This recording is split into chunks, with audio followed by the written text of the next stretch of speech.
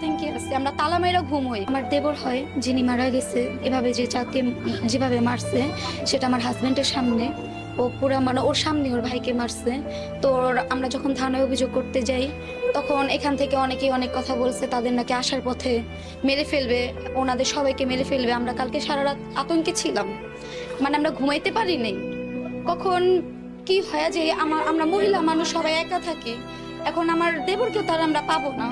তো আমার হাজবেন্ড যে আমার ভাসুররা আছে তাদের উপরে যেন কোনো ক্ষয়ক্ষতি না হয়, এটাই আমার আবেদন। কারণ আমরা অনেক অনেক আতঙ্কে আছি, আমরা তালা মাইরা ঘুমোই, ঘুম আসে না।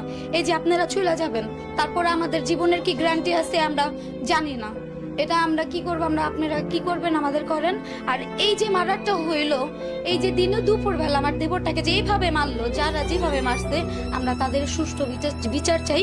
আমরা প্রত্যেকজনের সর্বোচ্চ শাস্তি চাই। সরকার আমার ডাক্তার ইউনূস স্যারের কাছে একটাই আবেদন, আমাদের সুষ্ঠু এই বাচ্চাটার মুখের দিকে চাই আমাদের সুষ্ঠু বিচারটা যাতে পাওয়া যায়। ও কিন্তু প্রতিবন্ধী, এক নর্মাল, ওর কিন্তু একটা টাকা নাই, যে ওর ঘরে চালও নাই। এখন ওর ভবিষ্যৎটা কি, যে ওর ফ্যামিলিটা কিভাবে চলবে, আমরা কতদিন দেখবো।